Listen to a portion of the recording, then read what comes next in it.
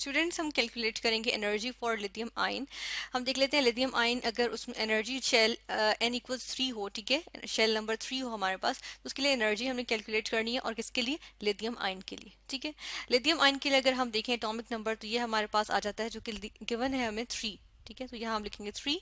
लेकिन हमें ये देखना है कि बोहर की थ्योरी के अकॉर्डिंग हमारे पास जो कि हमने बेसिकली सॉल्व की थी, या बोहर ने सॉल्व की थी बेसिकली किसके लिए? हाइड्रोजन के लिए। तो क्या इसके ऊपर एप्लीकेबल है अगर हम लिथियम आयन लेते हैं? तो ये हम देखेंगे, ठीक है, पहले। और हमारे पास ये एक्सप्रेशन है, एनर्जी एक्सप्रेशन, तो हमने ये देखना है कि लिथियम आयन इस एक्सप्रेशन के लिए फिट इन होता है, एलिजिबल है, फिजिबल है कि नहीं है, ठीक है। और इसके लिए हम सबसे पहले लिथियम आयन जो लिथियम 2 पॉजिटिव आयन है इसको देख लेंगे, ठीक है। इसके लिए हम क्या देखेंगे? लिथियम के जो लिथियम का न्यूट्रल एटम होता है हम पहले उसकी बात कर लेते हैं, ठीक है। ये हमारे पास इसका फर्स्ट शेल आ गया और इसका ये सेकंड शेल आ गया। लिथियम में हमारे पास कितने इलेक्ट्रॉन्स होते हैं?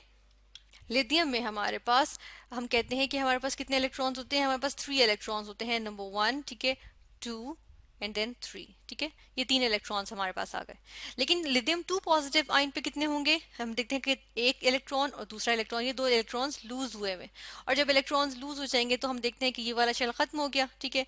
ये लिथियम 2 पॉजिटिव आयन बन गया। और ये जो लिथियम 2 पॉजिटिव आयन है ये हमारे पास क्या है? ये हमारे पास है सिंगल इलेक्ट्रॉनिक सिस्टम, ठीक है। हम कहते हैं ये क्या है? सिंगल इलेक्ट्रॉनिक सिस्टम, ठीक है। अब इसमें देख रहे हैं हम कि बोहर की थ्योरी के जब हमने डिफेक्ट्स देखे थे तो उसमें हमने यही बात देखी थी कि बोहर की थ्योरी किस पे एप्लीकेबल होती है? बोहर की थ्योरी जस्ट एप्लीकेबल होती है जब हम बात करते हैं सिंगल इलेक्ट्रॉनिक सिस्टम्स की। जिस तरह से अगर हम बात करें हाइड्रोजन एटम की तो हमारे पास जो है वो हम कहते हैं उसके आउटर मोस्ट शेल में या उसके अंदर पूरे ओवरऑल हम कहते हैं कि जस्ट एक ही इलेक्ट्रॉन है, तो इस वजह से हम इसकी बात कर सकते हैं, ठीक है। इसके ऊपर ये एप्लीकेबल है। इसी तरह लिथियम 2 पॉजिटिव आयन पे भी हम देखते हैं एप्लीकेबल है, सिर्फ इस वजह से क्योंकि इसके आउटर मोस्ट शेल में जस्ट 1 इलेक्ट्रॉन है, ठीक है। और इसके इनफैक्ट हम कहते हैं ओवरऑल इसमें जस्ट 1 इलेक्ट्रॉन है, ठीक है। हम आउटर मोस्ट शेल की बात नहीं करेंगे, हम ओवरऑल की बात करेंगे। जस्ट ये 1 इलेक्ट्रॉन है तो इसलिए हम कहते हैं सिंगल इलेक्ट्रॉनिक सिस्टम। इसका मतलब है ये एप्लीकेबल है। तो हम बोहर के एक्सप्रेशन, ये एनर्जी के एक्सप्रेशन हम जो बोहर ने डिराइव किया था हम इसको यूज कर सकते हैं लिथियम आयन के n इक्वल्स 3 को कैलकुलेट करने के लिए। और हम इसको करते हैं, ठीक है। और यहाँ पर हम जो है वो डिफरेंट वैल्यूज लिखते हैं, जो हम डाटा से जो हमें हासिल हुई है वैल्यूज हम इनको यहाँ पर प्लेस करेंगे। तो इसी को हम पहले कॉपी कर लेते हैं नीचे और हम देखते हैं कि हमें इसमें क्या क्या चेंजेस करनी होंगी, ठीक है। तो सबसे पहले तो हम देख रहे हैं कि n हमें मालूम है कि वो क्या है? 3। तो हम क्या करेंगे? n को यहाँ से भी चेंज करेंगे और यहाँ से भी चेंज करेंगे, ठीक है। इन दोनों जगहों से अगर हम चेंज कर दें तो यहाँ पे भी 3 लग जाएगा और यहाँ पर भी 3 आ जाएगा, ठीक है। 3 का स्क्वायर लेंगे तो हमारे पास क्या आ जाएगा? डायरेक्ट हम यहाँ पर लिखेंगे कि हमारे पास 9 आ जाएगा, ठीक है। तो हम यहाँ 9 लिख देंगे।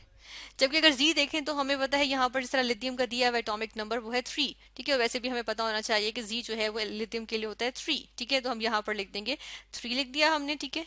यहाँ पर लिख देते हैं 3 लिख दिया, ठीक है।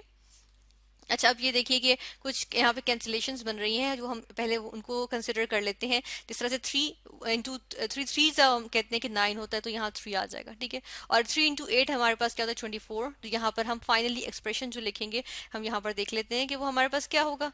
यहाँ पर हम वैल्यू, हम यहाँ पर एक्सप्रेशन लिखेंगे ई सबस्क्रिप्ट में 3 आ गया, ठीक है, क्योंकि शेल नंबर 3 के लिए बात करें। -ME4, ठीक है, डिवाइडेड बाय, डिवाइड किससे करेंगे हम इसको? इसको हम डिवाइड करेंगे 8 इंटू 3 हमने कहा था 24 होता है, चलिए 24 लिखा, ठीक है। उसके बाद हमारे पास आ गया एप्सिलॉन नॉट और इसका स्क्वायर है, ठीक है। और साथ में हमारे पास आ गया एच का स्क्वायर, ठीक है। इस तरह से ये हमने यहाँ लिख दिया। अब चलिए इसको कैलकुलेट कर लेते हैं, ठीक है। यहाँ से कैलकुलेट करेंगे इसको, हम डिफरेंट वैल्यूज प्लेस करेंगे। वैल्यूज कौन कौन सी है? m हमारे पास मास ऑफ इलेक्ट्रॉन है जो कि क्या होता है? 9.1 एक्सपोनेंशियल -31। चलिए हम इसको कैलकुलेटर लेकर आते हैं और उसमें ही डायरेक्ट इनको सॉल्व करते हैं। यहाँ पर हम वैल्यूज पुट करेंगे, ठीक है। m हमारे पास है 9.1 एक्सपोनेंशियल -31, ठीक है। ये हमारे पास आ गया। फिर हम इसके साथ मल्टीप्लाई करेंगे, क्या चीज हमारे पास है? 1.6 एक्सपोनेंशियल -19, जो कि हमारे पास होता है चार्ज ऑन इलेक्ट्रॉन, जिसके लिए हमने लिखा है ई, ठीक है। और हम यहाँ पर देखते हैं कि इसके है टू द पावर 4, तो ये हमने टू द पावर 4 किया तो ये हमारे पास बहुत बड़ी सी वैल्यू आ जाती है। लेकिन ये डिवाइड हो रही है किससे? 24 से। हमने डिवाइड किया 24 से।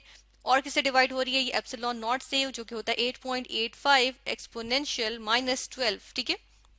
इसका स्क्वायर है, इसका स्क्वायर ले लेंगे, ये हमारे पास वैल्यू आई। इसको अभी भी हमने डिवाइड करना है इस वैल्यू को किससे? प्लैंक्स कांस्टेंट, दैट इज 6.626, ठीक है, एक्सपोनेंशियल -34, ठीक है। ये हमारे पास प्लैंक्स कांस्टेंट है और इसका हमने क्या लेना है? स्क्वायर लेना है। और इसको भी हम इसमें डिवाइड कर देंगे। तो ये हमारे पास वैल्यू आ गई 7.22 एक्सपोनेंशियल माइनस 19। तो हम यहाँ पर लिखेंगे ये वैल्यू यानी कि 7.22 into 10 raise to the power minus 19 और ये किसमें आ गई जूल्स में। ठीक है, चलिए इस वैल्यू को हम नीचे लिखते हैं और इसको हम ऐसा करते हैं कि किलो जूल्स पर मोल में लेके आते हैं। यूजुअली हम बात करते हैं एनर्जी की किलो जूल्स पर मोल में ना, तो ऐसे करते हैं हम इसको किलो जूल्स पर मोल में लेकर आते हैं। इसको हम यहाँ से ऐसे करते हैं कि कॉपी कर लेते हैं, नीचे कॉपी करके लेकर आएंगे। ठीक है, यहाँ पर लेकर आए और यहाँ पर हम बाकी एक्सप्रेशन को उसी तरह लिखेंगे, यानी कि E3 हमने ऐसे ही लिखा। ठीक है, और साथ में अच्छा देखिए माइनस भी साइन था ना, तो माइनस साइन को भी हम लेकर आएंगे। ठीक है, ऐसे तो यहाँ पर हमारे पास माइनस साइन भी आ गया और यहाँ पर भी हम लिख देंगे। और अब हम इसमें क्या करेंगे, इसमें हम डिवाइड कर देंगे किससे, 1000 से। ठीक है, इसको किलो में कन्वर्ट करने के लिए 1000 से डिवाइड करेंगे, तो इसलिए हमारे पास यहाँ किलो का आ जाएगा। ठीक है, के आ जाएगा, स्मॉल के हमारे पास आ जाएगा किलो की वजह से। ठीक है, यहाँ हमने लिखा स्मॉल के। और हम क्या करेंगे, मल्टीप्लाई कर देंगे एवोगैड्रोस नंबर ऑफ पार्टिकल्स से, यानी 6.022 into 10 raise to the power 23। ठीक है, और ये होता है मोल इनवर्स में। ठीक है, मोल इनवर्स या पर मोल में, ये हमने लिख दिया। इसको भी कैलकुलेट कर लेते हैं। ठीक है, और हम यहाँ पर ले आते हैं कैलकुलेटर अगेन। ठीक है, और इसमें हम क्या करेंगे, हम इसमें डिवाइड करेंगे किससे, 1000 से। 1000 से डिवाइड किया और मल्टीप्लाई करेंगे किससे, 6.022 एक्सपोनेंशियल 23 से। तो ये हमारे पास वैल्यू आ जाएगी 435.17 और यहाँ पर हम लिख देंगे 435.17। ठीक है, यहाँ हम लिखेंगे E3 is equal to minus 435.17। ठीक है, और एक इसमें आई है किलो जूल्स पर मोल। अब पर मोल को मैं ऐसे भी लिख सकती हूँ और मोल इनवर्स की फॉर्म में भी लिख सकती हूँ। ठीक है, दोनों का मतलब एक ही होता है।